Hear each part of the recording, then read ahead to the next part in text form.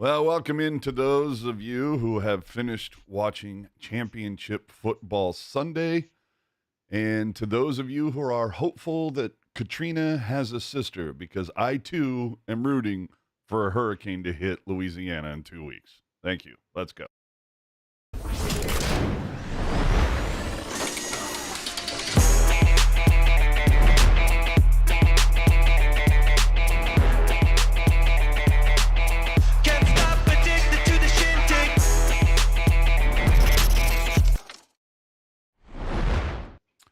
Hey now, Mark, I'm glad you think so. Welcome in to the often imitated, never duplicated, original, live, unfiltered, unedited, uncensored, commercial-free Sharks podcast that is the Pucknologist. Oh man, the Coke Zero's kicking in.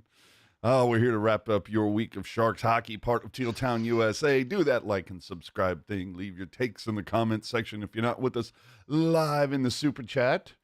And, oh boy, what had happened was the Sharks got spanked in Beantown to start the week, and we all kind of thought that that might be the worst of it, but no. Instead, it would end up being a week of stunning soiling of the Sheets, collectively outscored 26-15. Oh, yes, there will be angry rants coming from all ways, shapes, and sizes.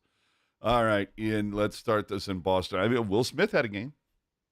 Yeah, this Boston game sucked. This whole week fucking sucked. Like, I don't even know where to start with this week. Everything went off the rails so fucking badly. Yeah, the Sharks always are awful in these afternoon games. I find like it's very rare they're actually ever good in them. Mm-hmm. I know they're going into a back-to-back, Wah. but like Askarov starts, and then after it's like, oh well, he's still really sick. Then why the fuck is he playing? Yep. Did we learn nothing from COVID? Like we learned nothing, right? Like just, Dude, I'm there with you. I don't know, man. I mean, they steal the defeat from the jaws of victory, despite starting the final frame with the lead. Another crapping of the bed in the third period. Oh, before we do anything, we got a shout out to Mitch and all the fam. On February 1st, they're going to be doing the San Jose Hockey Game Worn and Collectibles Expo.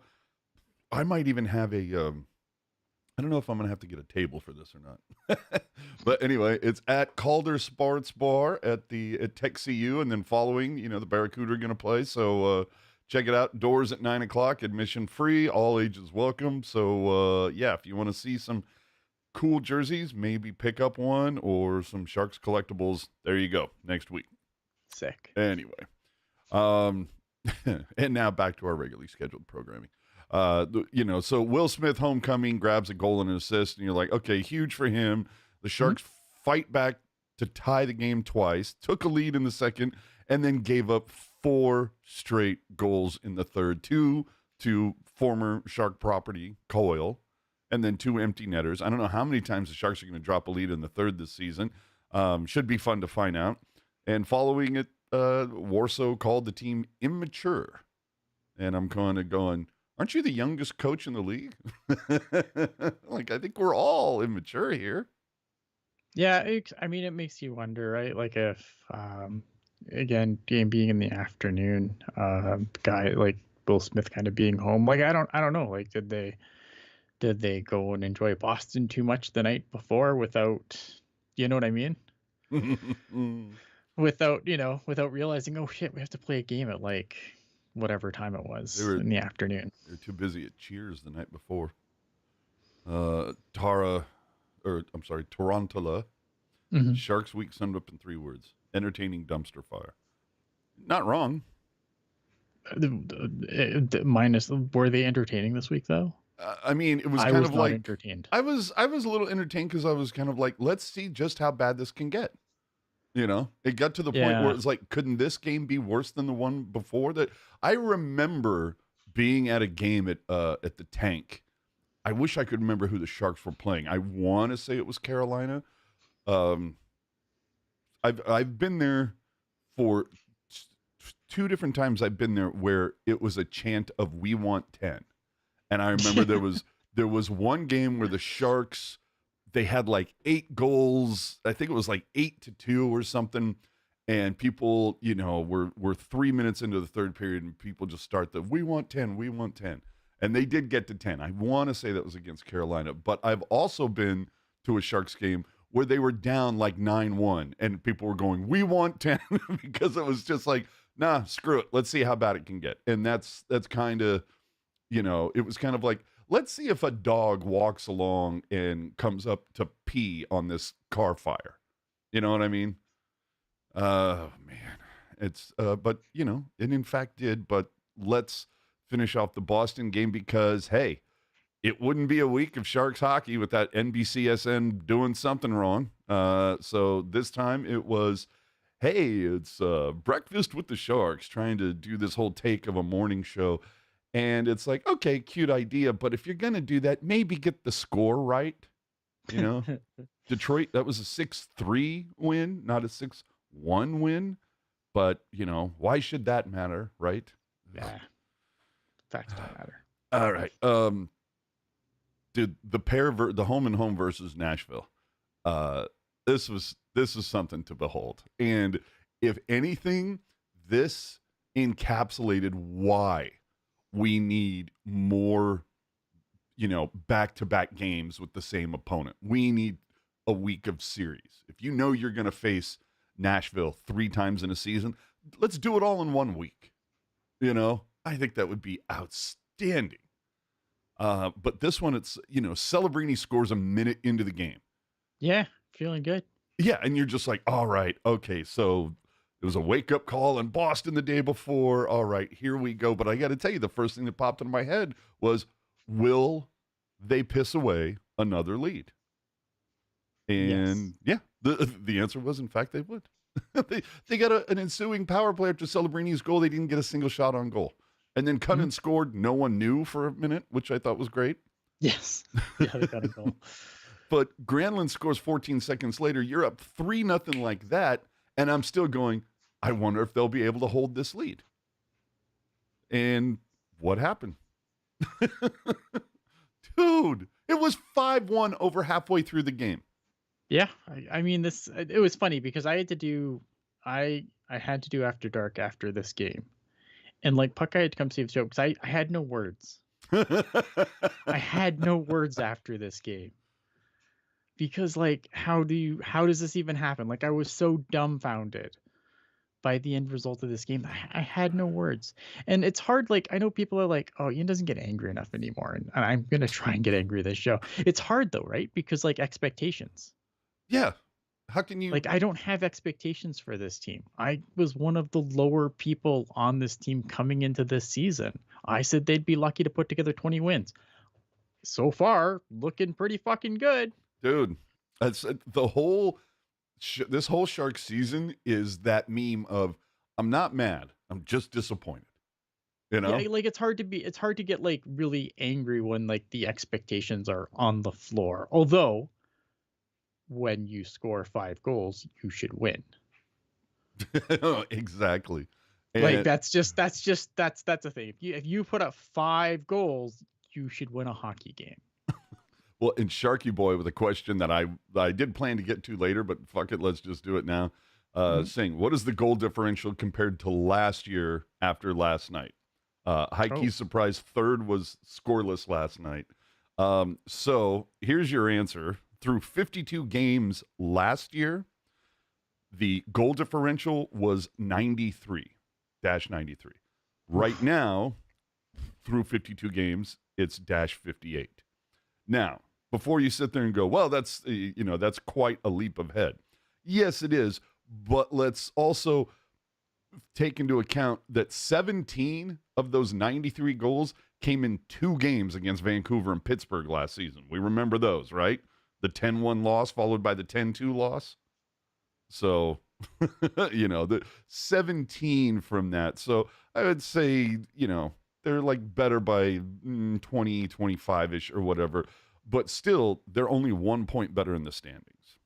Yeah, I think like they're definitely they're a better team. Like there's definitely like this team has been, other than this week, like this week was really bad, and I don't want Oh, it to was the downplay worst one of the how season. brutal this week has been. But like they've been fun to watch, even though they haven't really been winning a whole lot more at all, really. Like, but they've been more enjoyable to watch this year than last year. There was times last year where like you're like, oh my god, can this season just be fucking over? I was like that last year. This year, I'm kind of like, nah, fuck it, twist the knife. Like really, twist the knife. I'll take Schaefer. I'll like the best chances. Tarantula saying the game where fans chanted "We want 10" was against the Flames on January 18th, 2010. Sharks won that 9-1. I was there. Never forget it. Sick. Okay, and I totally take your word for it. I swear though, I was also at one that Carolina was involved in. Maybe that was one where Carolina beat the crap out of San Jose. But anyway, back to at Nashville. Saros is yanked after one, Yeah. and it would end up being the greatest comeback in the regular season ever in franchise history for Nashville. Of course. Yeah. And post game, Granlund called it embarrassing, and I was just like, well. Yeah. What else could you call it? Like, yeah. it was. I mean, you had a game where you were up again. You score 5 goals, you should win a fucking hockey game. That is how this works. Up 5-1. Yeah. Over halfway through the game. Like all you Yeah. got to do is just sit on a lead, keep your zone clean, and you should walk. Yeah, and like they put in Justus Noonan, who isn't that great either. Like there's a reason why Georgiev and Noonan are both not in Colorado anymore. Right. Like there's a reason those guys are both gone. Well, I'd also like to know where the hell was the timeout? You know, that is a question I have asked all fucking season. Yeah, like I would have called a timeout right after Marchessault's goal. I mean, he scored 28 seconds into the third, and it's like you were in the dressing room 2 minutes ago. You clearly said something to the team, and they clearly didn't hear it. If they allowed that to happen so fast, you know, or maybe even pulling Georgiev at that moment, saying, they were never going to pull Georgiev in this game because Askarov played the day before sick. That was never going to be on the table. Yeah, and so nor should it have been. Yeah, like Georgiev should have wore this one completely. But I'm still going. You had to do something, and where was a timeout? I don't get that. But no, I agree, and I think that's been a huge criticism of Ryan Warsofsky is like when these games start going off the rails. Like has Ryan Warsofsky called a timeout at any point this season? Not that I can remember, like, or at the very least, not a timely one. Right, like maybe they've called like a timeout like at the end of a game where they're trying to like score a goal and get back, where they're trying to like give the scorers a breather. Yeah. But like but anytime like any of these games have gone off the rails like they've had, there's never been a timeout. I don't get it. And it's dumb. Yeah. Jimmy asking if the Sharks get another first-round pick, who do you think they'll take with it? I mean, I think if it's first overall, they're probably taking Schaefer because that's the biggest need that they have in Schaefer. Is obviously like he's really, really good, and I think a lot of teams would probably look to take Schaefer first overall, depending on like I think if a team like Chicago drafts first overall, who just drafted Levchinov last year, they probably grab like a Hagens or a Misa or a Martone, just based on what they already have. Because I think if the Sharks are there, Schaefer's probably the pick there in my opinion. But I don't think he's head and tails above the other guys in the class either. Mm-hmm. Oh, okay. So Tarantula coming in. The Sharks have only scored 10 goals once in franchise history against the Blue Jackets. I'm assuming that was at SAP Center because I remember being at a game where they scored 10 at SAP. But okay, that was the one. Okay, cool. Thank you for that piece of info. Appreciate that. Following the game in Nashville, Warsofsky said, puck play, got soft, got cute. We paid for it. We had a good start and then got immature with the game again, made bad reads. And I'm like, okay, so you played an immature game twice in a row. Have you lost the room already? Like what's going on? Of course. And then Shane asking, so, at this point, two really bad losses on this road trip to, end a 5-game road trip that started well in Mhm. Detroit and seemed to get progressively worse. And so Shane goes, what's the deal? Where do you go from here? And Warsaw goes, we go back to San Jose. It's, dude, you're no Daryl Sutter, buddy. You can't get away with the little snippy, short answers like that unless you have Daryl Sutter's personality. No, But I don't know. I mean, like, I laughed. I thought it was funny. I mean, in that moment, I kind of go, pick your spots. But Warsaw said it sucks. The feeling won't be good. But I don't like. I think like I kind of like this narrative because I think one of the things that I see over and over again in our chat, during different shows is like, oh, everyone's mad because like Warsofsky's not angry enough, and I don't think like. Oh, I I'm don't not calling him think out for that. everyone has to be like John Tortorella, right? Because John Tortorella is always the name that comes up. Oh, well, fucking John Tortorella wouldn't put up with this shit. You think like Ron Rostovsky's putting up with this shit behind closed doors? Like it's a pro fucking league, right? Like Mm-hmm. there's a reason why I get mad and I yell and I swear and I go crazy. There's a reason I'm on YouTube and he's coaching an NHL team. Just saying. So they say. Somebody, Sharky Boy, who else is better than Warsaw that would be available? I mean, I wanted Marco Sturm. What has Marco Sturm done? I don't know. He's done fine with Germany. I don't know. They love bringing back bring back Yeah, Woodcroft. Woodcroft. Woody's sure, okay. you But know. like I don't know, man. Like I just think like given like Marco Sturm, I think like I think he's a promising young coach. But at the same time, it's not like the Sharks are the only team that passed on him. There was a lot of coaching vacancies this summer. Everyone passed on him. Yeah.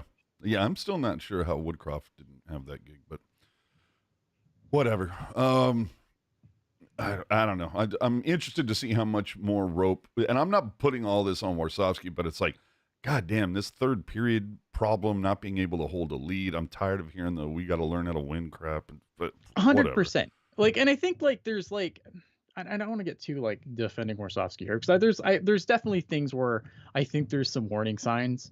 Like again, like just not calling timeouts when things start sliding off the rails to kind of get guys refocused and stuff, right? Mm-hmm. And I mean, I don't know if a timeout's going to help you make Georgiev a good goalie.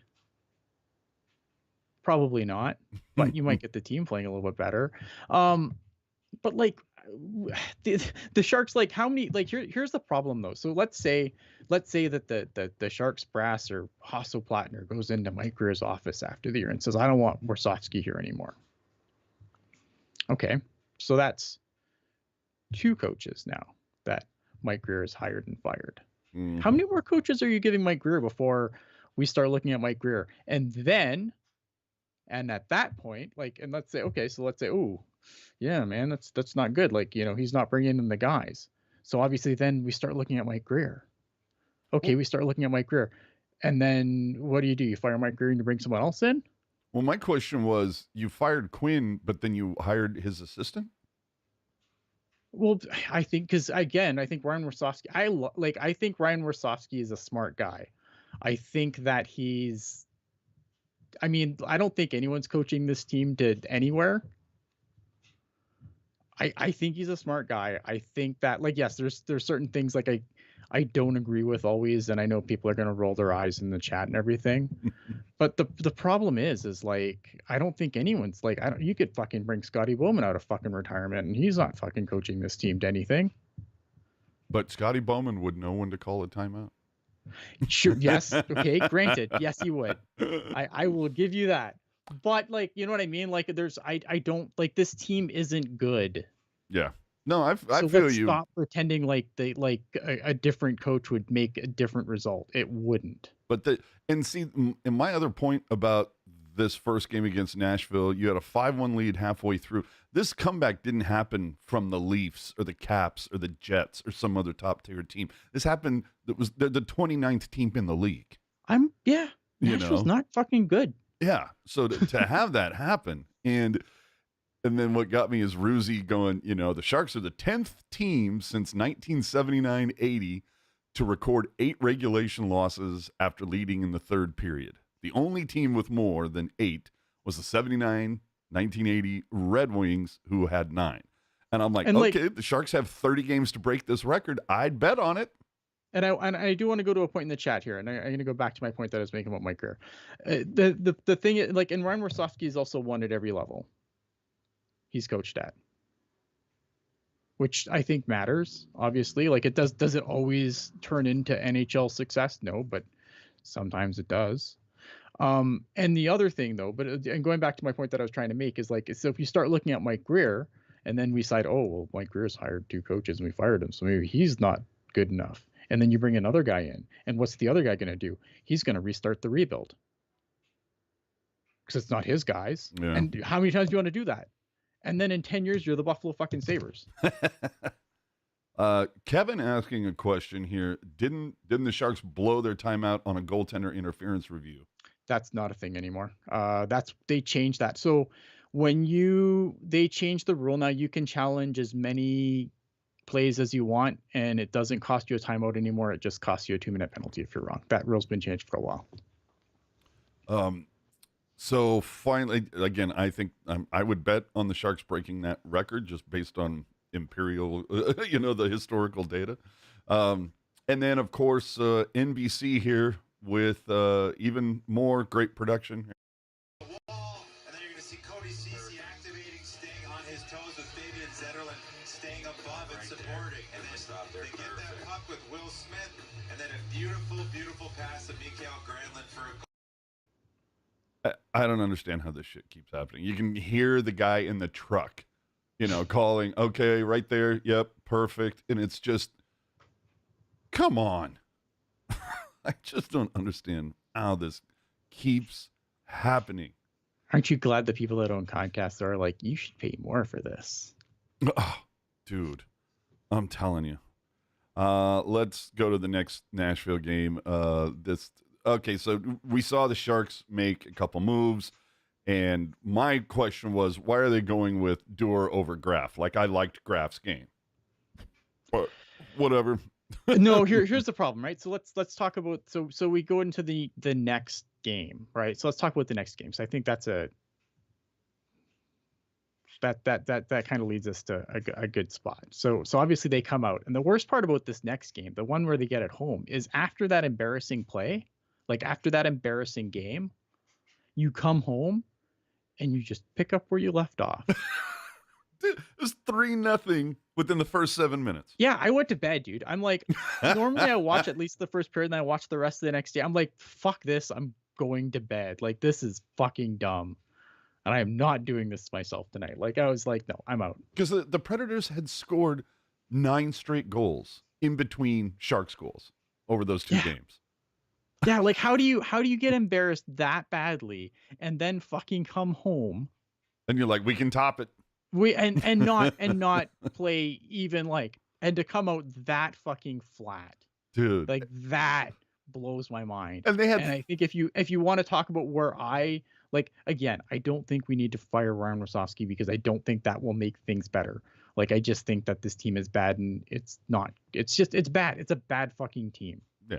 It's a bad fucking team with Macklin Celebrini on it. That's what it is now. Instead of just being a bad fucking team, they're a bad fucking team with Macklin Celebrini. Well, and that's all it changed. They get down 3-0 in 7 minutes. Then they have 3 straight fights, and I felt like they lost all those fights too. You couldn't even win a fight. Yeah.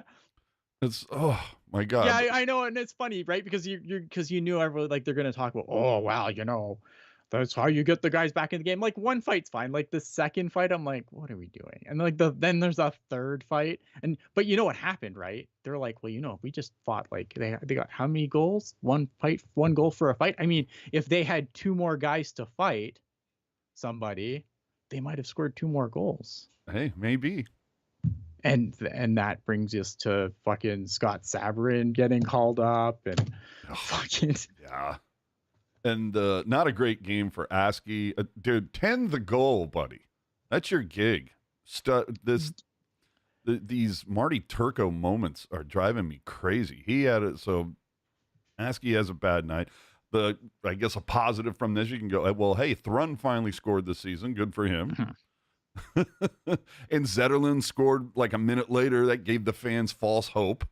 And then you had the Cole Smith getting a match penalty for that hit on Delandria. That was a brutal hit. Like, dude.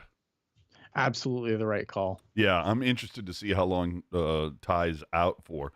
But, dude, they had 16 shots on goal going into that 5-minute power play. Celebrini would tie it on the 5th shot.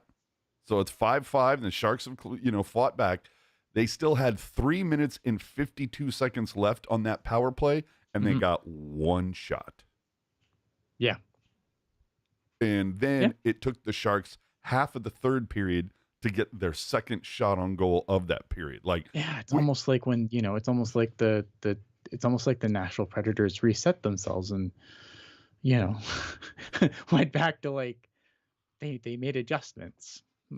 I wonder what that's like, making adjustments in the middle of a game. I don't know. I wouldn't know. I'm a Sharks fan. Well, it goes back to that joke we were making like a week or so ago. Like, what was the message in the 2nd period? It was, don't shoot.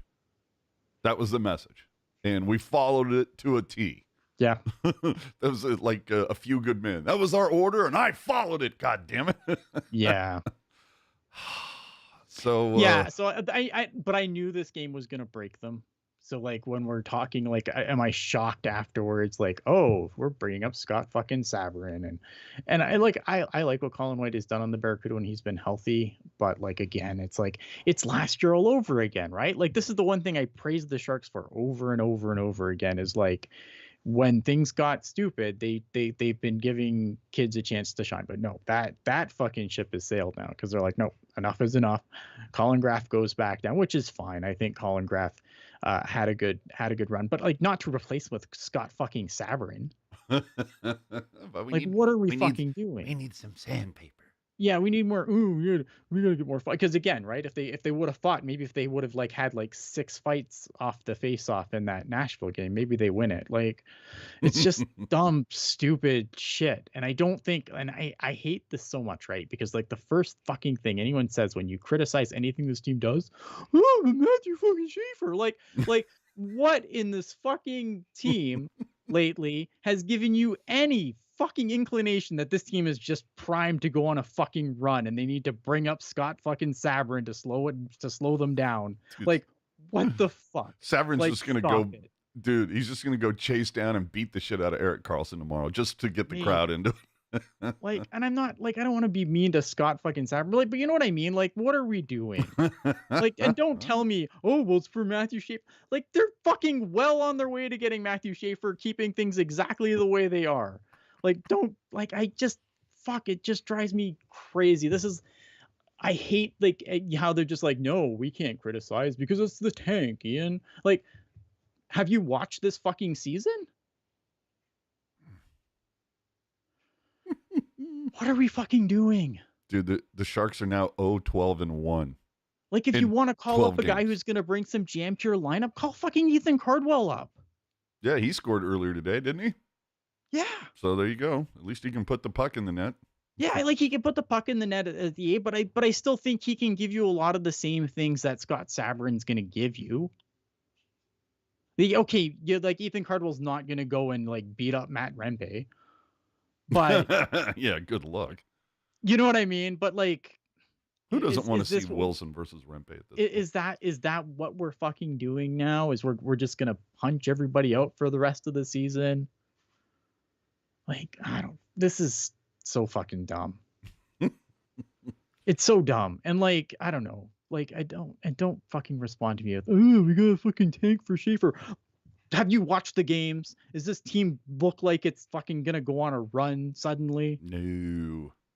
Jesus fucking Christ. Dude, the Four Nations break can't come soon enough. To be honest. So I say that more for the fans than the players, if you get what I mean.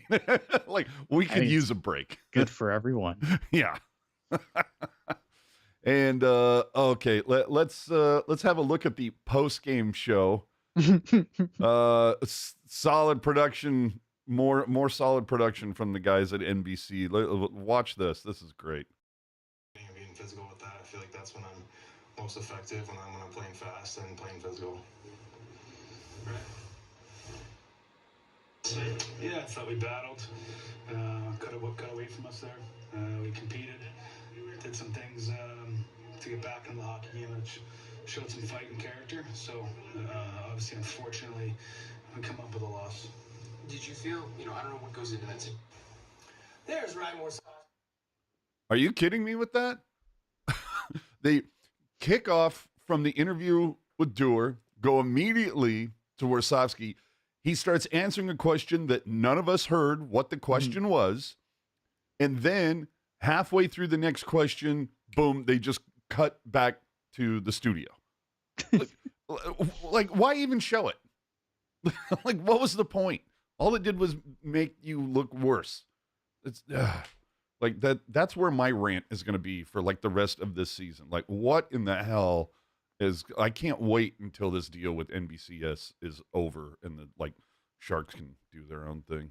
John coming in with a super chat. Thank you. Thanks for all your hard work during this painful transition. AJ, at least Ian will be American soon. Jesus fucking Christ. Oh my God. Dude. All right. Finally, the game against Florida last night. Just, ugh. All right. So Graf sent down. Colin White signed. What are we doing here? Again, I understand, maybe the switch up because obviously a guy like Ty Dellandrea goes down and the Sharks need to have at least 17 guys in the lineup at any given time. I don't know. I understand. I don't know. I think, like I said, I think this loss just it broke them. And what happens when Costin comes back? Them. Oh yeah, and then again, just guy after guy after guy after guy. I don't know. I think this is why they traded Justin Bailey though, because once they do get healthy, then guys are going to have to go back down to the Barracuda. Whether if they can get everyone back in the lineup, a lot of these guys are going back down, and you want to make sure they can all play. So I think Justin Bailey gets traded to because Regenda doesn't. There's a rule in the AHL where if you played a certain number of games, you're considered a veteran player, and you can only, because the AHL is a development league, you can only dress so many veterans a night. I don't have the rule in front of me. I apologize. I should have been more prepared for this. So I think Justin Bailey hasn't really been good for the Barracuda this year, in my opinion. Skates like the wind, but hasn't really done much else for them. And he's chewing up a spot that you can only have so many veterans in the lineup. So I think this is why Justin Bailey gets moved for a guy like Regenda who doesn't apply against that, because eventually everyone's going to get healthy, you would think. And I don't know how much the Sharks are going to be able to do at the trade deadline. I don't know how much appetite there's going to be for a lot of these guys. So if you have a lot of these guys still around, you probably want, if you're sending a veteran guy down, you probably want to make sure he's still playing and getting regular ice time to keep them happy. So, yeah, I think that's what happens there. I don't know. I like Falcon Strike. I live in Orange County. I can watch all the Ducks games for free on Victory Plus. See, that's all I'm saying. Yeah. That's and I'm watching the games on YouTube TV I don't have to pay extra like all the people on Comcast just got bent over for. But I'm just talking about how the pre-post intermission productions have just gone into the dumper, ever since last September when they let a whole bunch of people go. And I just can't wait for the Sharks to just, and along with the Giants and whoever else, to just come along and say, you know what, we're going to produce our own stuff. Thanks, but no thanks. We're going to actually hire professional people that have done this before. I mean, yeah, I just worry about if the Sharks had to do their own broadcast, just because how often do I see we're experiencing technical difficulties screen on the Barracuda stream, and I just. Yeah. All right. So, look. This it was worst week ever of the season. 4 straight games of letting in 6+. And dude, I will say that the pre-post yesterday especially, I can be optimistic as much as the next guy, but I'll still acknowledge reality. And it was just come on, you've lost. They've lost 4 straight. They've allowed 6+ every game. Can we not talk about the elephant in the room? You even had Tyler Toffoli dropping a shit that got out on air. Will Smith looked pissed. especially after Yeah. being cut off. It's another blown lead. I guess at least it wasn't another 1-goal loss. Yeah. It's like, if we're going to get killed, let's just get destroyed. Yeah, this game wasn't like, obviously Florida's a significantly better team than the Sharks, and that was on full display. I know people are upset that Askarov has let in a lot of goals this week as well as Georgiev, but I think if you look at the difference between the goals that Georgiev lets in, because I think that's been a big theme of the week, is like, I thought Askarov was good. What's the difference? And the difference is, if you actually watch, is like Georgiev gets beat on the first shot, whereas a lot of the times, not only does Askarov make the save and then kick out and then stop a rebound, it's like usually the third shot that beats Askarov, whereas Georgiev, you just walk in and blow the puck through. Callie Cruisin asking, how long is Goody's contract? He's not that good anymore. Forever. Yeah, I understand. Let me Oh, tell you want this? He's good in the room type of thing. And I mentioned this, I don't know, 4 or 5 shows ago, where I was very much kind of like, what is this guy doing? Like, over this stretch, he's got let's just say it. Plus minus isn't like a big fucking stat, but it's like, over the course of that time, it was like a -6 over 4 games, not contributing anything. Like, Celebrini was the same dash, but he had 4 helpers. Yeah, the only guy with more term on the team than Barclay Goodrow is Tyler Toffoli. And I don't mind that. No, neither do I. This Goodrow, I still don't understand. Like, Goody didn't want to be here. I didn't necessarily want him here. But whatever. Sharky Boy saying this team needs a big FA. Who else will be available? I don't know, but it better be on the defensive side of the puck. Yeah, this blue line needs an overhaul, obviously. Dude, I'm keeping Wallman, and everybody else can go. Yeah, it's fair. So first 3 games this week, 3 more 1-goal losses after you, of course, toss the empty netters. But like I said, through the 52 games, 24 1-goal losses, nearly half. And as I said on an earlier episode, if they just win half of those, that's an extra 24 points. That puts the Sharks at 3rd place in the Pacific Division. That negative, the -52 goal differential is an anchor around the neck, but so be it. And again, the Sharks started this on such a high note. That 6-3 win in Detroit, after taking a 2-goal lead. Anytime Detroit scored, the Sharks responded like within 2 minutes or less. Their most complete game of the season. Yeah. And then they finished with what is easily their most embarrassing loss. And I just sit there and an embarrassing loss, leading 5-1 over halfway. And that includes getting blown out 7-3 by Vegas, 8-3 by Winnipeg, or when they got demolished in Tampa 8-1. And this is something I think Eric pointed out at one point, that during the 5-game roadie, the Sharks played 15 periods of hockey, and during only 3 of those periods did the Sharks hit double digits on the shot counter. And in 5 of those periods, they had 6 shots or less. But for the opposition, the Sharks allowed double-digit shots on goal 11 of those 15 periods, and Columbus was a 3rd period shot away from making it 12. Like, And yeah, it's hard, right? Because this team isn't good, and like the bad thing about this blue line is like there's going to be a couple of players probably missing from it after this season, but it's not like next year isn't the year that it's going to get completely overhauled. Though maybe it does at the trade deadline, maybe. but I mean, like if you look at who's here next year, Marco Vlasic's still here on the last year of his deal. Jake Wallman's still here. Mario Ferraro is still here. Timothy Liljegren is still here, and then fucking Henry Thron's still here. Well, the thing that gets me is, I was like, well, what are the major differences between this year and last year? Because, like I said, the result is largely the same. You got a new coaches.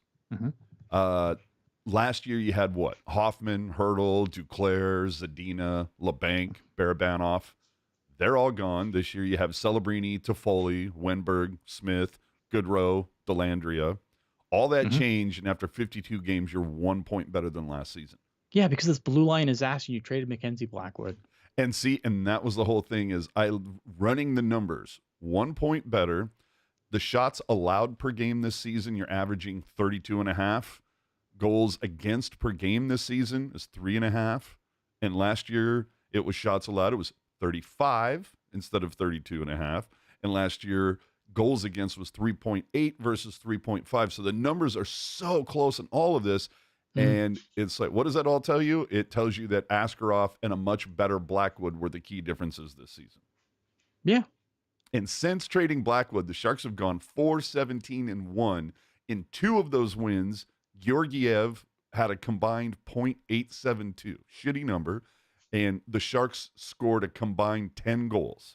I mean, I don't know if you can't, like, I know that like Colorado, I don't know. I don't think Colorado is like a super run and gun team either, though. Like, I don't know why. Like, I don't think anyone expected like Georgiev to come in and be any better, because like obviously, like, if you look at the defense on Colorado, it's significantly better than anything the Sharks have.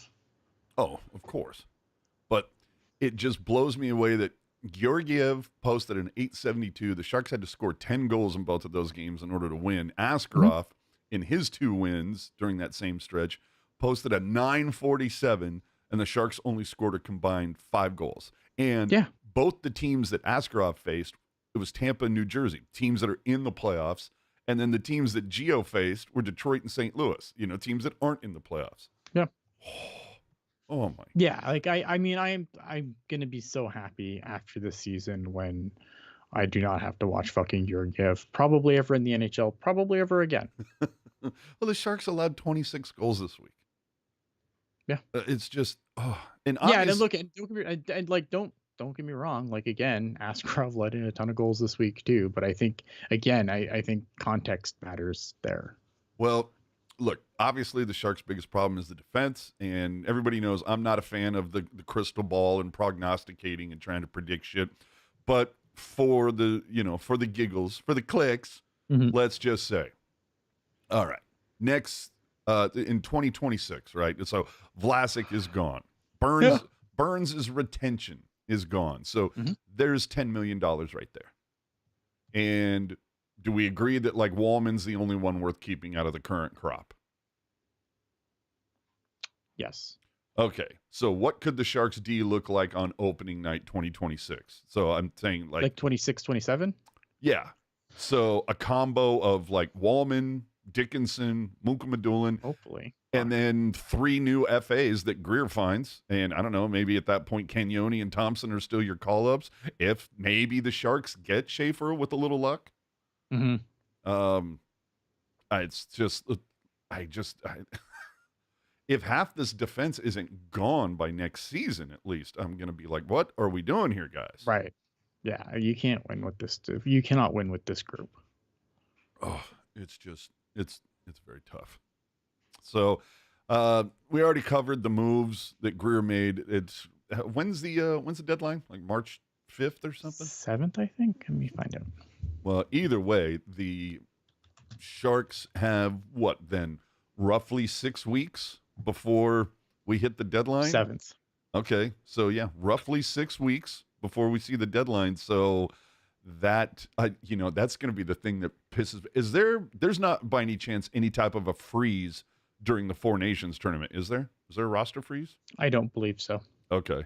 Thank God. So that's what's going to happen. We're going to be all like, oh, okay, Four Nations will allow me to take a break, turn my brain off, and that's going to be the week that, Greer comes up with some 3-team madness that like happened with Colorado and who was it? I'm Colorado, Carolina, and Chicago. Yes. Come up with some madness. Every team you had to have a C at the beginning of your name, or I'm just terrified though, because like based on what the Sharks have done this week, I'm terrified of what fucking Mike Greer is going to do at the trade deadline. Well, I mean, overall, I think we're pretty happy with the moves he's made so far. Yeah.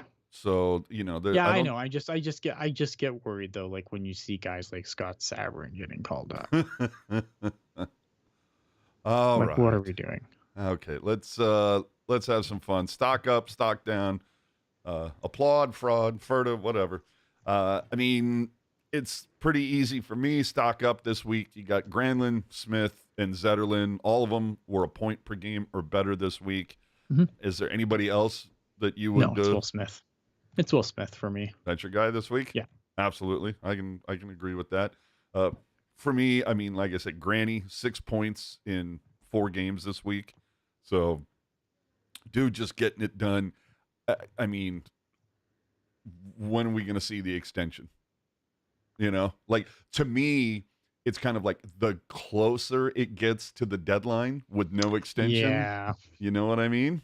Yeah. I kind of go, oh shit, are they going to let this guy go? Yeah, Granlund's like you can't let him walk as a UFA for nothing. Exactly. When you're in a situation that the Sharks are in, right? Like they're not in a position where you can just let a guy go for nothing at this point. Like if you can't get pin paper, then you got to start making calls. Yeah. Stock down for me, pretty simple. It's the penalty kill this week. 50%. They allowed power plays in every game, and they went 5 for 10. What a kick. Yeah, I mean, it's just the whole fucking team. Like, it's like, I mean, outside of like a few guys that obviously I think had a decent week, but like you can't. They weren't supposed to be this embarrassing this year, and they have been. Like this week was a week of just unwatchable Sharks hockey, in my opinion.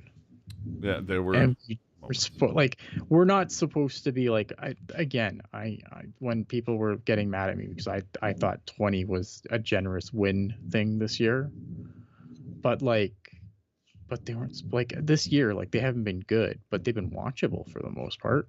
For the most part, there have been there's been a game here or there, but like let's go back to last year where there was just weeks where they were unwatchable. Yeah. And the watchable game, that was up to this point, the watchable games were the watchable games last year were the unwatchable ones this year, like far fewer and far between. Yeah. Well, and again, you can just sit there and see one goal loss after one goal loss, and you're just thinking, if they just score that one extra goal, if they just make that one extra stop, and you would think that at some point it was going to happen. And so far it hasn't, and we only got like 30 games left. So Nando asking, if there's no freeze for the Four Nations, do we see Askey and other youngins going back to the CUDA to get experience? 100%. Yeah, I was going to say, I would, if they didn't, somebody needs to be fired for not doing their job. No, 100%. Yeah, Askarov, if during that week, I you know what, even I guess Vanacek's been around the team. I think it's only a matter of time till Askarov is back on the Barracuda. And I think it'll piss me off, but I think given that he's let in a lot of goals of late, I don't think it's going to inflame the fan base as much as it would 2 weeks ago. Falcon Strike saying, I predict the Sharks beat the Penguins on Tuesday. It's a hell of a prediction considering they play tomorrow.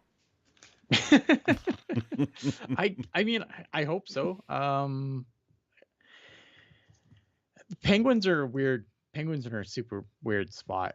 I honestly don't care if they win or lose. I just want to see Erik Karlsson get run in the corner. That's all I care about. That's what Sabourin's here for, as far as I'm concerned. Something funny I noticed when I was like, I want to hit Falcons thing in the chat. He's worried that Askarov will demand a trade if he gets in. He's not going to demand a trade. He's the only goalie under contract next year. He knew what the score was coming into this season. Well, and the thing is Askarov, the whole reason why he got out of Nashville is because there was no path to be the number one. He's the guy next year. Yeah, like he's the dude. He is the guy next year. Yeah, this year is just, us trying, or I hate it when I do that. Not us. This year is the Sharks just trying to, all right, so we got some value out of Blackwood. I wonder if we can take this head case and Georgi get some value out. Well, nope, that's not going to happen. All right, but either way, and let's be honest, is Askey even here if Vanacek is healthy? Nope. No, he's dominating in with the CUDA. So Yeah, no, I think I don't like that's the one thing I don't think anyone should worry about because his path is wide open. He is the guy. He's just not the guy right now. He should be the guy right now. I agree with you 100%. However, this is how things work. Mm-hmm. Something funny I noticed though when I was looking at like some of the numbers and the scheduling and everything, the end of October Mhm. of this season, the Sharks won like 3 straight games against Utah, LA, and Chicago. And I remember like that week that, you know, you would probably say that while this past week is easily the worst one of this season, Easily. that It's week, not even close. yeah, that week was probably the best, you know, with those wins. Utah, because since then, let's be honest, those games against Utah have been brutal.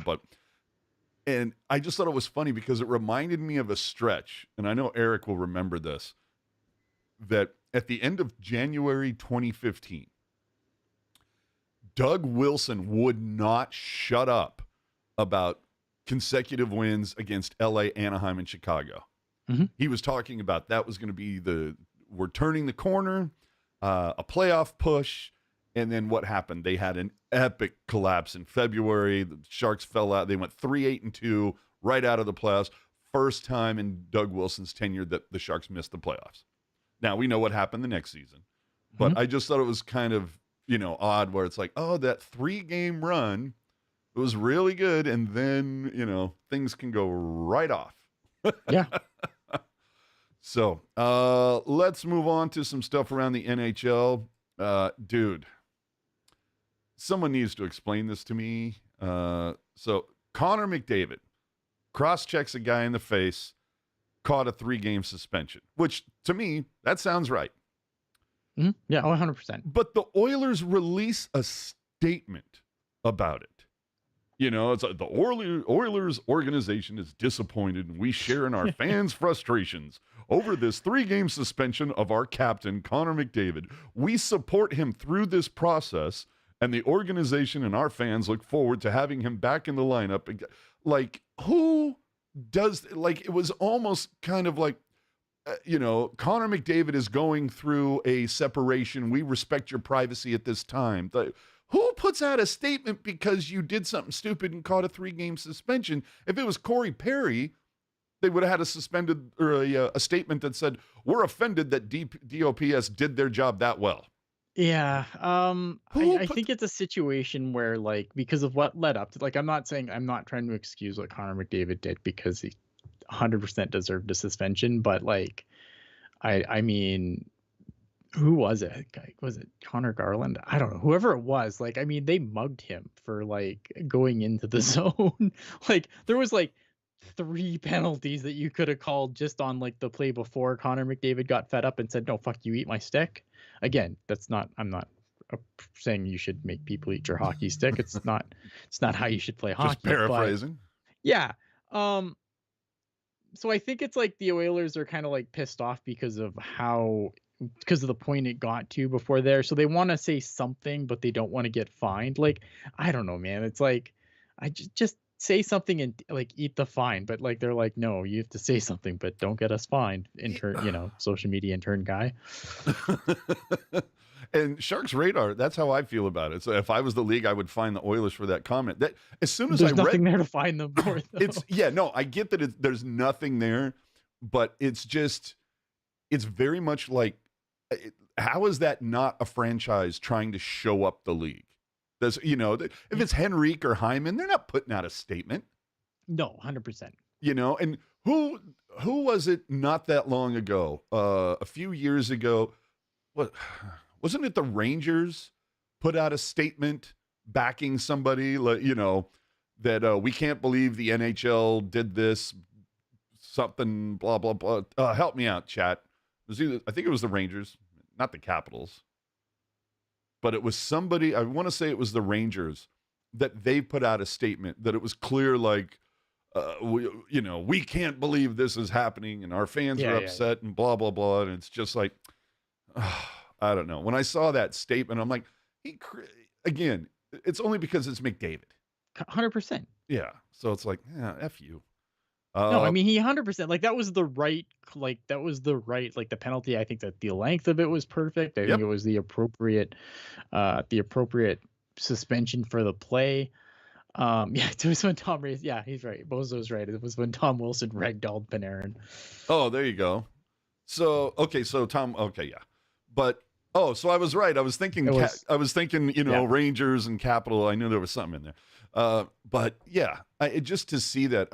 To me, when I heard that he was getting 3 games, I was just like, good for the NHL to say that, hey, the superstars are not immune to, they can't just go out there and rap people, right? And not get, called out for it. So yeah, I know, appropriate, get like solid work from a Department of Player Safety that generally does anything but. Exactly. I was like, this is the one time where I'm like, 3 games for that. Yeah, sounds right.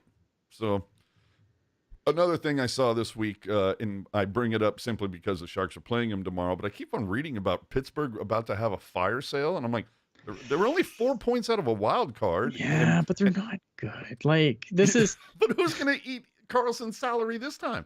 I don't know. I mean, I personally, I want to see... Yeah, you know what? Like, I just want that... I want that contract to have, like, just, like, 7 teams on it. What, Carlson's? Yeah, just like 7 teams under it, like retaining certain percentages. Exactly. Of it. Like, I'm like, how many different teams are going to pay for this guy to not play for them? I don't know what's going on there. Another thing that came out this week, evidently it is now official that the Utah Hockey Club cannot entertain the idea of using Yeti or Yetis as their name because of Yeti drinkware. Yeah, I don't know. Is that like final, or is that just like it's an uphill battle? So my understanding of it was it's like that's not like it's like a preliminary thing, and then you can kind of like really fight it if you want to. But obviously lawyers and money, and not that the Smiths don't have a ton of it, but I think that if they wanted to fight it, because you saw what happened between Apple Computer and Apple Music or Apple Records, the Beatles label, they came to an agreement because Apple didn't want to be called Apple Computer anymore. They just wanted to be called Apple. Correct. So, and I'm sure that Apple either, gave them a Brinks truck of money, or there's some sort of percentage that they get paid every year to use that name or something. Who knows?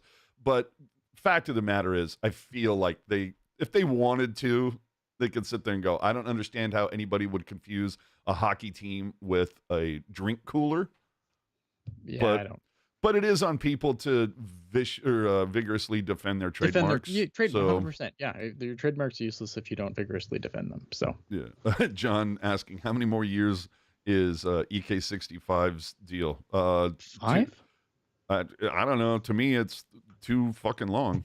No matter whatever it is. Let's find out. Give me a second. I will tell you. I think it's 5, but I could be wrong. Pittsburgh Penguins. Sharks radar saying that he's team Utah Mammoth. Okay. Erik Karlsson 3. Only 3. Only 3. The molasses saying Storm and Mormons. I mean, obviously that's never going to happen, even though it's awesome. And hold on, Puck Guy is saying that the Venom isn't allowed either. When did that happen? Venom's it's like a MMA sport apparel brand, I believe. Oh shit. Oh man. All right, so let's call it what it is. They're going to be the Blizzard or the Mammoth. It's one or the other. And I wasn't a fan of using Yeti anyway because I'm like, no, I've always associated that with the original Avalanche mascot. So, I always loved Venom, but I was just like, they don't have the balls to use that as a name. But now it sounds like I like the Utah Venom, man. That's what I did when I made them on NHL 24. I made them Utah Venom. It was awesome. Snake logos are cool. I don't like snakes, but snake logos are fucking sick. Oh, dude. The NHL does not have any snake logos, and that is a shame. Dude, I miss the Detroit Vipers, dude. Yes. That was such a cool name. And then, snakes are cool, but they make good logos. Well, or the San Francisco Spiders, Yeah. Both killer. I don't know why anybody doesn't want to do that. And I think at one point there was talk about Utah being like the Utah Scorpions or something. I'm like, all right. I just feel like if you look at it, all the names that were put forth by Utah, only one was plural. All the other ones was, Mammoth, Blizzard, Venom. It was, none of these. The only one that they Yeti. The only one that they had was Outlaws. That's the only one that ended in an S. So it's like they already seemed like, no, we want a singular name, no plural. Hank in the chat, are snakes reptiles? Yeah, and yes, they are. Aren't they? God, don't make me. Yeah, we're not doing that. And they wear Woodish gloves. I believe so. Finally, for the NHL, evidently it has come out that Bettman is finally entertaining the idea of retirement. I'll be the first one to say, hey, he did some good things, but he also shit the bed on a lot of things too. Yeah, I think here the one thing the one thing you have to give Gary Bettman credit for was just the way he grew the league's profits. He made the Arizona Coyotes, fucking Coyotes sold for $1.3 billion. And you had 31 other owners all rubbing their hands together. $1 billion fucking what, 1.3 billion or something he got for the fucking for the Coyotes. He turned this thing from a $1 million business, 100 million, into a $100 billion business. He's done, don't get me wrong, has Gary Bettman been fantastic for the league? No. We've had multiple work stoppages that, I think every other sport's had maybe one. Yeah, so at many all, stoppages. right? And and the NHL locked out, lost a whole season, lost 2 half seasons. There's bad things. And the one season that they did lost, that's when the Sharks were looking real good. Yeah, but yeah, I'm not. I'm not gonna pretend because that's the one thing. When baseball lost, I was like, oh man, but the Expos were gonna win the World Series, maybe, but we don't know that. I mean, we saw the Sharks, were supposed to win a lot of other seasons that they did play, and I don't see any Stanley Cup miniature banners behind me that say San Jose Sharks on them, so maybe. Well, and Dave pointing out that it looks like Bettman has Parkinson's. I've been saying that for years because he always looks, he displays those signs. Either way, he did he did some good stuff, but yeah, you had multiple lockouts.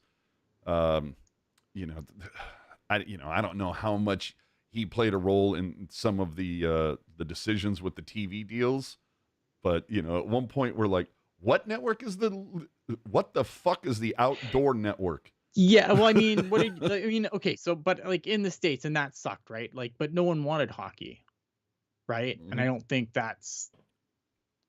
I think lockouts obviously hurt at that point. But I mean, the league, the game was bad. Also, we were entering the dead puck era. Puck wasn't a lot great to watch, and he did the best with the shitty situation. Everyone basically washed their hands and said, nope, we don't want it. And he had to find a place for it somewhere in the U.S. or the NHL wouldn't be here today. Mm-hmm. Well, he also oversaw the glow puck. That was wrong. Yeah, that was wrong. The glow puck is the glow puck, and it's one of those things where it's people are strangely nostalgic for it, and I'm like, why? Yeah. No, why? It was the most horrible thing. And for me, I mean, it didn't make any sense because I don't watch the puck. I watch the players. So I watch the players. I know where the puck is. And you know what? I will say I noticed the other night, it was the Florida game and the Nashville one. I can't remember, but there was a stretch where the Sharks had the puck in the offensive zone and they were passing it around a little bit. And every time it went, every time it was, it would pass from Wallman to Celebrini, and you would see a little name when Wallman had it. And then when it went to Celebrini, Wallman's name would disappear. Celebrini's would pop above his head. And I was like, I like that because it helps the people who aren't used to watching hockey or they're brand new to it. It's, it gets the name recognition into their head. Mm-hmm. They're starting to notice that. Maybe put that little tail what was it? Like if the puck exceeded 35 miles an hour or whatever, it had the little tail, but it Yeah, just, the little laser puck. It was. I mean, like I remember, like when I was a kid, I thought like at first it was cool as fuck, but then it like anything else, it lost its novelty really fucking quick. yeah, totally. Yeah, and Puck Guy's saying, never forget Outdoor Life Network versus, yeah. Yeah, it was. I mean, he made the best of a bad situation, but the one thing, like I think that people, like obviously people up here really dunk on Gary Bettman a lot because obviously under his watch, they lost the Nordiques, they lost the Jets, but like Canada could have lost a lot more teams if it wasn't for Gary Bettman. A lot of people thought that like there's Ottawa was in jeopardy, but it never was because of Gary Bettman.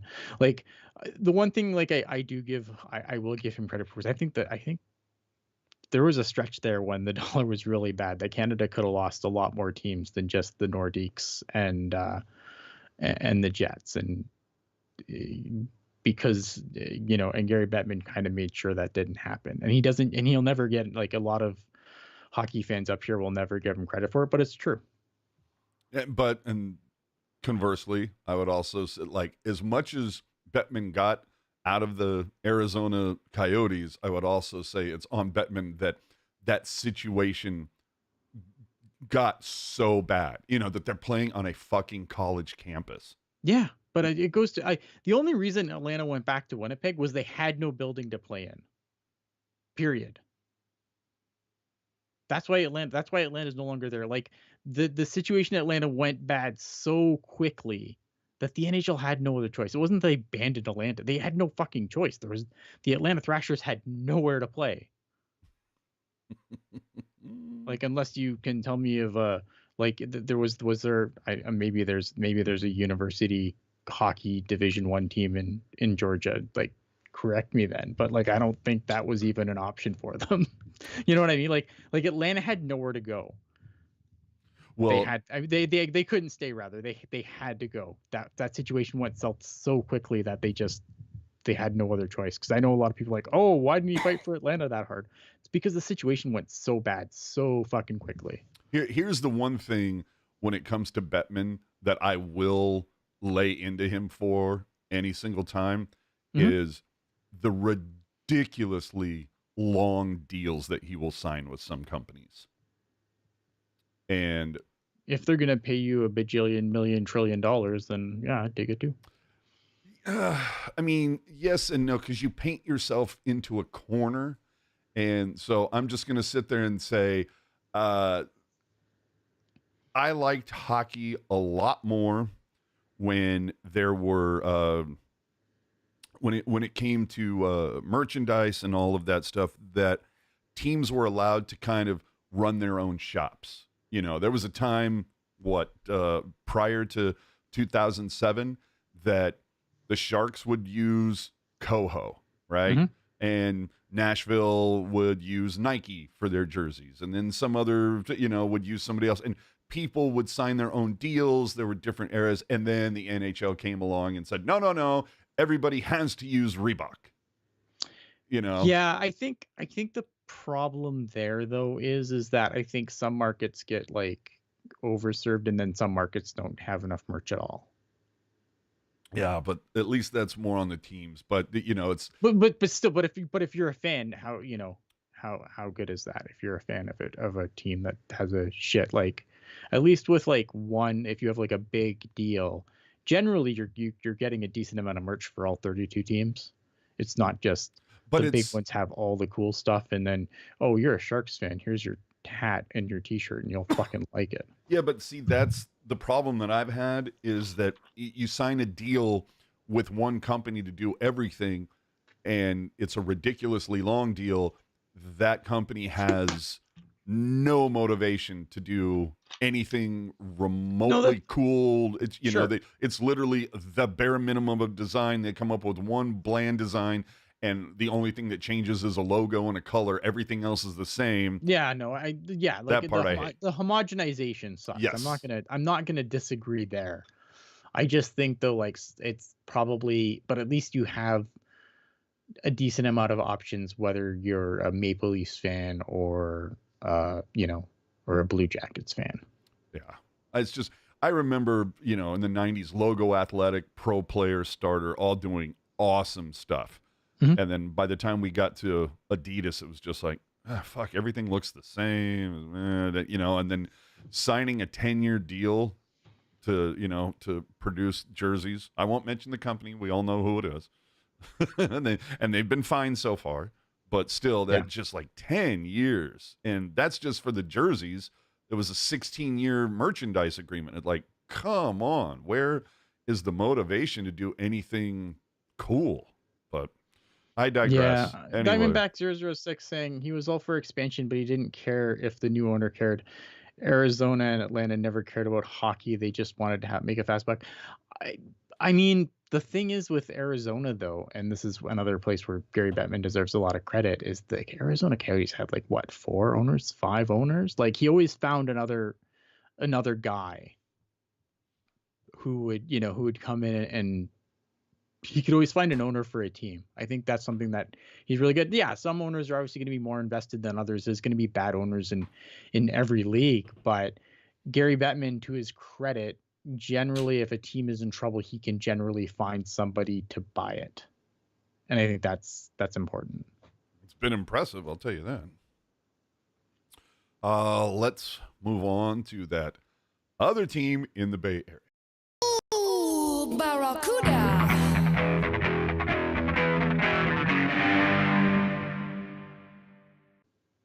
Just one of these times do we have a, let me see. Okay, so there is a game on April 1st this year. One of these times I'm gonna go, let's talk about that other team in the Bay Area, and then be like, let's go Giants. Oh, anyway, the Barracuda, well, not the greatest week, but it was okay. I mean, a couple wins. Coachella Valley, a shootout win. You had a 2-point night for Colin White, who I swear to God we just talked about. Anyway, Gushin with the game-winning shootout goal. He would also have a game winner earlier today. Excuse me. You had a pair against Toronto and a 4-3 overtime loss, and then a 4-2 win. So I mean, not a bad week for the CUDA. They picked up points in every game. The CUDA scored their first 2 goals, courtesy of Podorowski and Thompson yesterday, but in Sharks fashion. Could not hold their lead, gave up 3 straight to the Marlies before Schultz tied it with 15 seconds left. But the CUDA would ultimately lose it a minute into OT. Of course, that was the one CUDA game I go to this week. It's the one that they lose, right? Yeah. Toronto game 2, it's a 4-2 win. Gushin with the game-winning goal. Podorowski with 2 points. Dude, all Podorowski knows how to do is put points on the board, man. Yep. Yeah, I mean, Podorowski is great. I think like these are the guys that winning AHL teams need. Like successful AHL teams, they have these guys. You can't just leave it and it's like anything else. You can't just let the kids take over and run the whole shop. And I think that especially on the blue line this year, I think that's where you've seen a difference there too, because they really kind of shore up the blue line with guys, but also like guys like Podorowski. And the difference was up until now was that these guys didn't get called up at the first sign of trouble to, when kids should be getting called up. Like I know I'm going to stop pitching about Scott Safran's call up, but like Ethan Cardwell's right there. I feel like, but I understand what Podorowski brings to the CUDA, but you would think at some point this season he gets a call up just to say why, just as like a thank you. You know what I mean? Like no, I mean they're not going to, but like they have to do something where it's like, okay, we're gonna make his dressing room just a little nicer today. Like we're gonna upgrade his skates, or we're just gonna give him some pro stuff. I'm sure they take care of him, right? And I'm sure he's paid well for an AHL guy being on this team. Like he's gonna do one of these times. They got to say, okay, everybody else, from the hotel to the barn, everybody else takes the bus. Podorowski's getting a limo. Yeah, I don't know. I like Podorowski, and maybe they do give him a game like later on in the season, but like I think that like again, like these are. This is where he's excels. Like Podorowski is what he is at this point. He's not going to. I feel really shitty saying this because it makes it sound like he's bad. I want to stress that I think Podorowski is a very good hockey player. in the American Hockey League. But if he had NHL upside, he'd be in the NHL. Yeah, Potsy, at this point in his career. He's the captain. Yes. Yes. No. No. Who am I thinking of? Defense. Who's the fucking? Come on, Lacey. Yeah, Lacey, help me out here. I'm grappling. It ain't Mocha Madolan. But Potsy, I don't understand how he's not the captain. And who am I missing on defense? It's not Schultz, is it? I think it's Schultz. Is it Schultz? I think so. It's Schultz or no? It's fucking. Oh man, why am I dying? It's here? Dude. Lacey's just letting us spin in the wind right now. He's like, did you even watch this team, Ian? Podorowski makes near 500K. Oh man. Well, there you go. That's not even that great. I mean, it's good for an HL contract. Yeah. Yeah. But either way, I don't know what the hell I was saying earlier where I was like, not losing a good my week. mind here. Was Lucas Carlson's the captain of the team. Oh, Carlson. Okay. But yeah, it was a good week. This week, the Cooter... Schultz the captain. Okay, yeah. So there you go. It is Schultz. I thought it was Lucas Carlson, but it is Schultz. I was says Potsy is my captain. There you go. Yeah, fair enough. Like, no, look at I really like Paul Dorowski. I really like what he's done for the Barracuda. I think he's been a steadying force down there. He's been a guy that has been able they can go to when other guys aren't going. But again, like when you're in a situation where the Sharks are in, when you're trying to turn the team over to do stuff like to do stuff going forward, why would you give that experience to a guy who's never going to be there? Like, again, Paul Dorowski's a really good player, but if he was a really good NHL player, he would be in the NHL. I mean, obviously, there's the Sharks have just been going through it with the injury bug. Is Ruda on the IR now too? Yes, yeah. There's 6 people on the IR now. Yeah, so you tied got for most in the league. Oh Jesus! So all right, so Couture, Vanacek, Kostin, Delandria, Ruda. Who am I missing? Who the hell am I missing? Good question. Either way, you got a lot of bodies out there. Because Kovalenko came back. Yeah. So, but either way, like they went out and got Duer. They called up Sabrin. Like, what is when is Gushin or Bordelot or Cardwell gonna see some? Well, time? see, Cardwell makes the most sense, right? Because like if your call up is based on who's gone down, like you need like Scott Sabrin's not coming up to play in your top 6. I would hope. At least fucking I hope not. If he fucking plays in our top 6, then I will fire Warren Warsofsky into the sun. He's not coming up to play in your top 6. So to me, and I've said this multiple times, this show, this year, whatever, that should be Ethan Cardwell's call up. Because I think Ethan Cardwell's been very good, and I think Ethan Cardwell brings that bottom 6 energy that you want from a guy, right? I don't know what the scoring upside is going to be for Cardwell in the NHL, but I think the rest of his game is solid enough that he should be a guy that gets called up in this situation over guys like fucking Scott fucking Sabrin. Yeah, let me see. On my scorecard, I've got Couture, Vanacek, Kostin, Delandria, and Ruda. So, all right. Somebody. Sturm. Oh, Nico. You right. Mm-hmm. You right. There you go. All right. So this week, the CUDA are going to host a pair against the Silver Knights. This is a really cool time for the CUDA if you want to watch games here because they're playing this great home stretch. Yeah. Got Pink in the Rink coming up. Some cool stuff happening. So not only that, but you got to see a couple of the other kids earlier today, or was that yesterday? I did. Yep, this afternoon. So this afternoon, London Knights came in town to play the Sioux Greyhounds, and since I am a hockey masochist, I'm like, I'm gonna go watch this game, because obviously, like I want to watch the kids play with my own eyes, obviously, but like the Greyhounds are not good, and the London Knights are one of the best teams in Canada, as they usually are. I was really, really impressed with Sam Dickinson's game today. Really, really good. Had a goal and 2 primary assists. There was a situation where the London Knights early in the game got into penalty trouble. They had like 3 guys in the box, so extended 5-on-3, and Dickinson played a ton of it.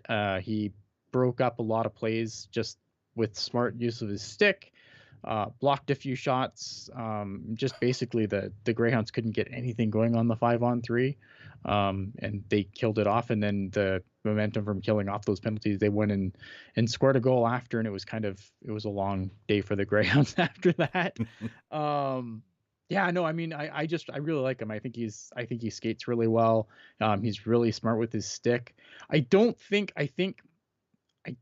he's very physical though, and I know that's probably going to be an interesting thing to see how that part of his game goes to the NHL. But he's so fucking smart with his stick that he doesn't really have to be.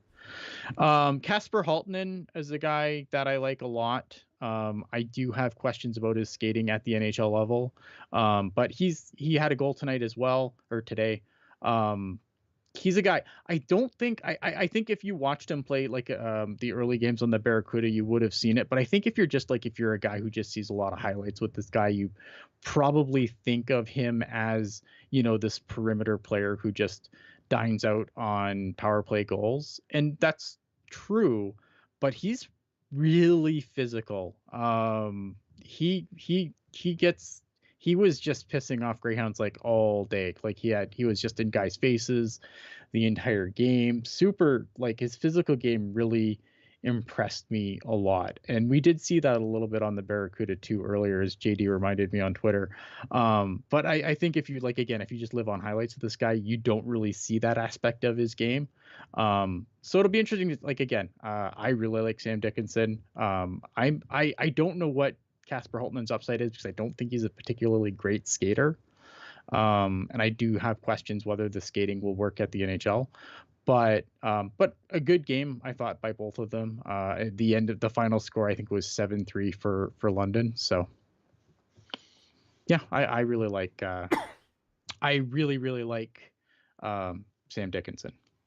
It's been the first time I really got to see him play. It was the first time I got to see him play live, and I was really impressed. And just the amount of ice time that he logged on a very good London team. Like, this London team is pretty stacked, but all situations, like I said, he was out there killing a 5-on-3.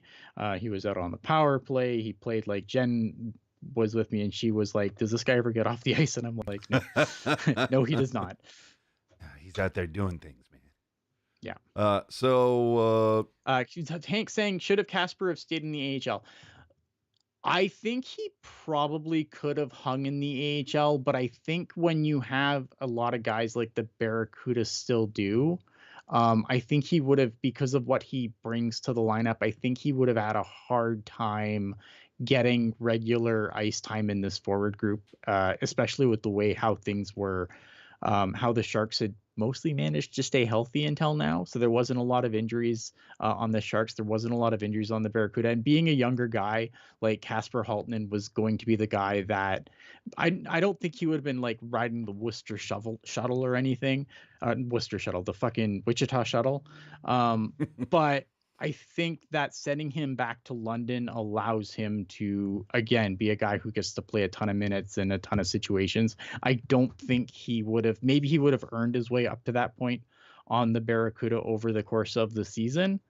But I think that he's probably playing a more limited role because of his age on the AHL team, where in London he's counted on to be the guy on the power play to, and play other minutes. So I don't hate that they sent him back. I think he's good. All right, so this upcoming Friday, it's Henderson Silver Knights going to be in town Friday night, and then of course on Saturday. Fun part about the Saturday game, that is a Pink in the Rink promotion, and like I said earlier, there's going to be a game worn in collectible expo happening at Calder's Sports Bar earlier in the day, so check all that out. Maybe you can pick up a jersey or pick up some collectible, whatever. I might be there. I might have a couple jerseys for sale. Who knows? But you can check all that out next Friday and Saturday. Remember to follow Teal Town USA, Ian Reed, Sharks Jules, Kevin Lacey on Twitter. live tweets and takes for the CUDA. Oh boy, it's going to be a light week this week for the Sharks, hosting Erik Karlsson and the Penguins tomorrow night, before then heading up to Seattle on Thursday, somehow having next weekend off. The cool thing about that is, evidently, if I read what Lacey posted correctly, next Saturday's game for the CUDA will be broadcast on NBCSN. Oh, nice. I'm sure that production will be top notch.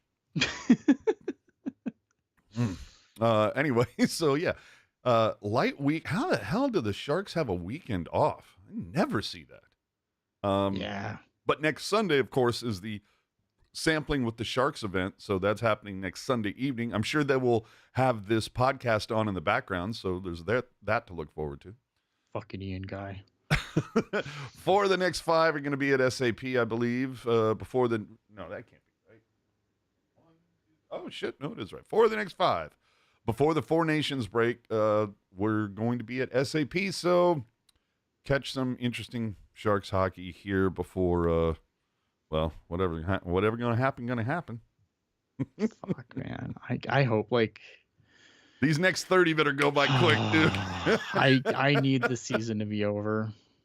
If this is what's happened and they're just broken now and we're just gonna be like, oh yeah, we're gonna trade some guys and then we're gonna bring up Scott Savarin, and who else can we bring up? Who can we sign to a fucking NHL deal from the ECHL to protect the kids? Like, this season can't end soon enough.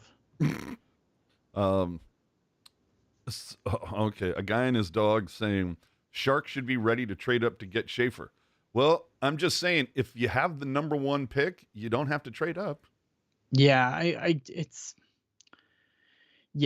look at it. I think with the way things are going, I mean, obviously you do need help from the lottery balls. We know this. But yeah, the Sharks again, like I just don't come at me with this. The Sharks are doing something dumb. Yeah, but with Schaefer, Ian, it's for Schaefer. No, sometimes the Sharks just do something dumb because they want to do something dumb. And Schaefer's going to happen all on its own. Oh, Hank in the chat just poking the bear. What's he saying? Oh, he's talking about, like, if you thought the pre-post guys did, butchered names of the Sharks, wait till the CUDA game happens.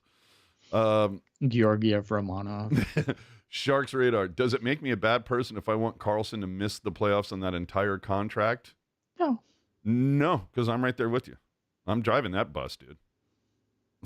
So I think my feelings of Erik Karlsson are pretty well known for anybody who watches this podcast with any regularity. Bordelot could be traded.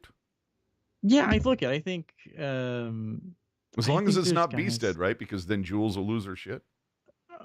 I mean, if it depends on what you're trading Beasted for. I think, like, I don't know, man. You know what's interesting though, because like there was an interesting point that was brought up today. I was reading on Twitter, and it was interesting because, like, the trade that just happened, the big 3-way trade with Taylor Hall and Mikko Rantanen and Natchez, and like Carolina's got 2 big moves done in the last 2 years. This big trade that they just did with Chicago and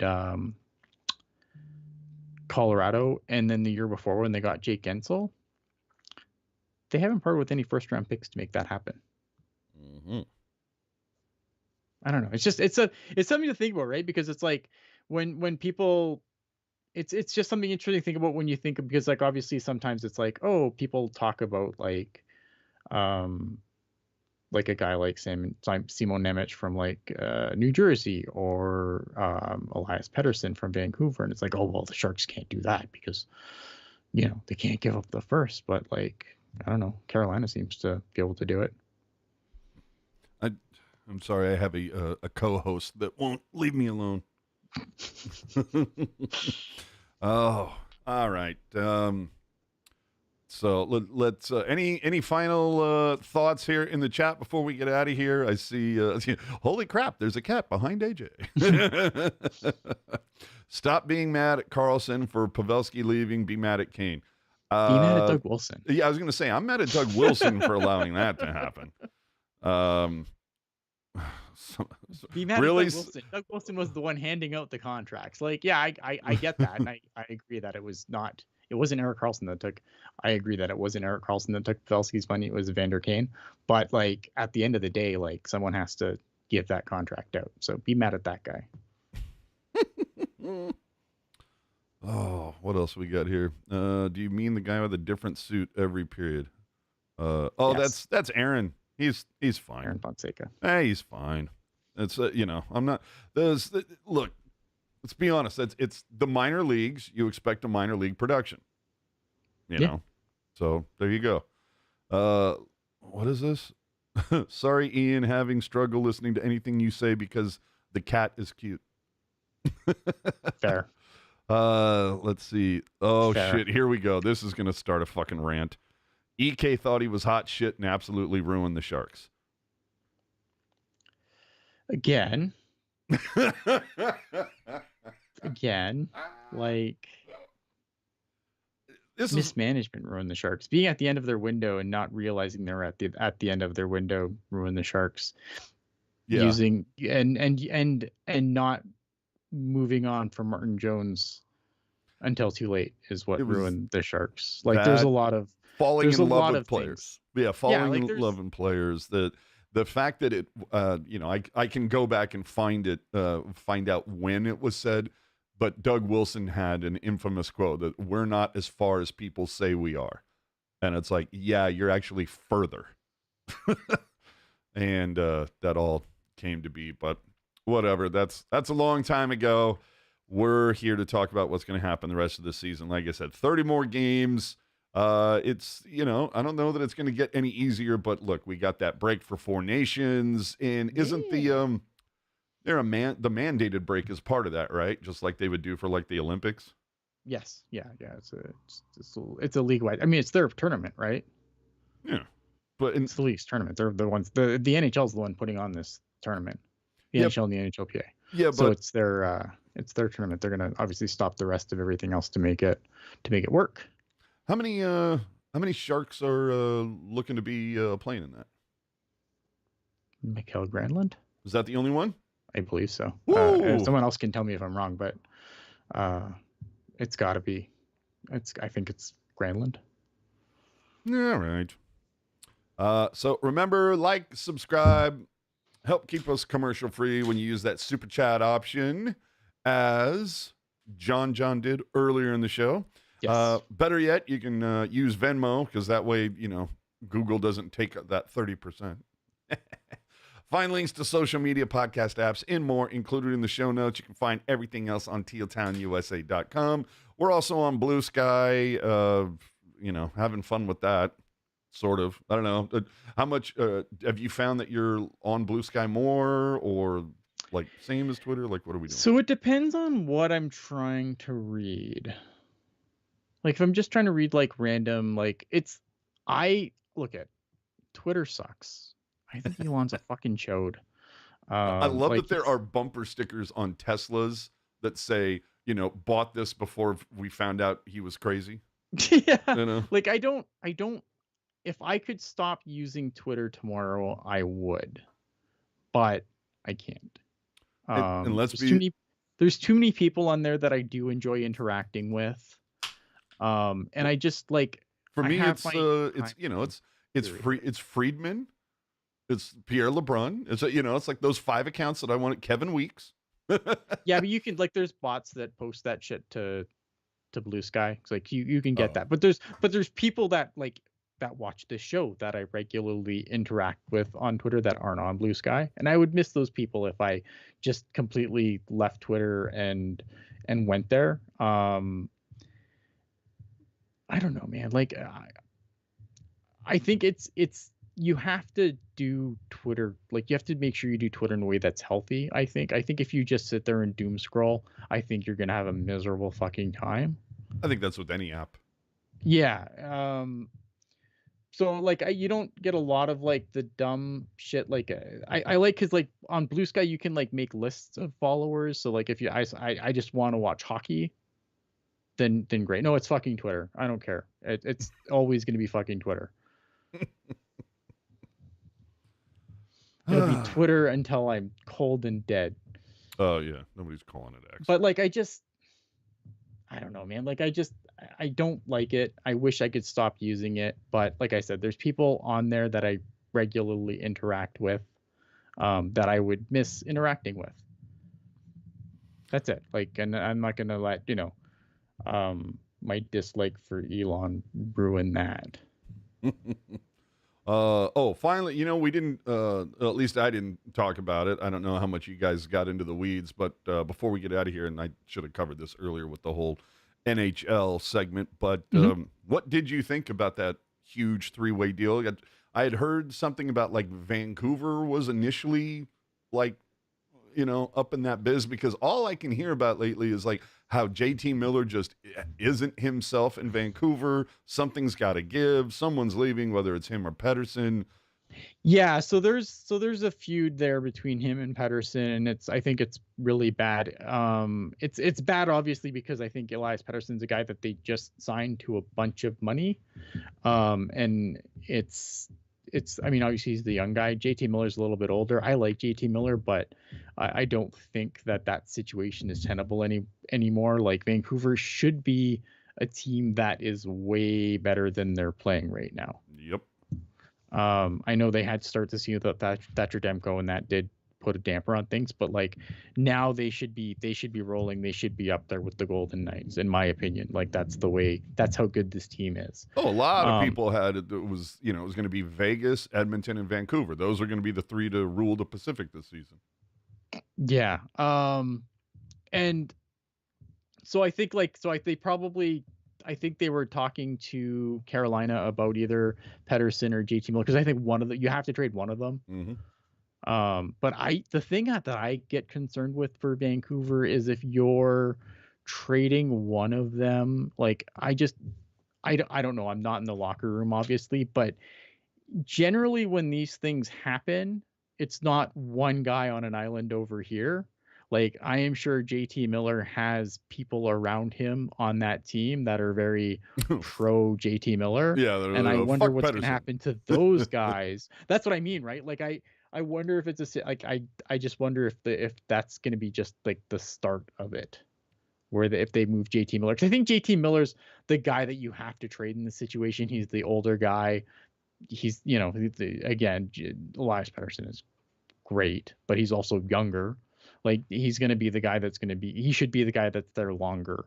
I don't think Vancouver wins this trade either way. So Carolina, they were talking to them, and then they circled back to Rantanen, who I think, people are like, well, why would Colorado get rid of Rantanen? And then the problem is that Leon Draisaitl got a ton of money being the number 2 guy in Edmonton, and now Rantanen says, well, I'm the number 2 guy. I want to get paid the same. And Colorado said, absolutely not. We have to pay Cale Makar soon. Mm-hmm. So I guess they couldn't find a number that worked for both of them, and they had to get something for Rantanen. So they make the trade, and now Rantanen's on Carolina. It'll be interesting to see if Carolina can get something done there to keep him. But really fun trade, right? Like, because you don't really see trades like this in the NHL very often. It was, reminiscent of the deal that saw Carlson go to Pittsburgh, right? Mm-hmm. Yeah, you don't see those. And what's funny is every once in a while you'll see somebody on social media going, how come we don't see this, blockbuster three-way? Because there's a lot of moving parts, man. Cap's a problem. I think both will be out of Vancouver the end 25-26 season. I mean, but then what are you doing, right? Like, then what are you doing?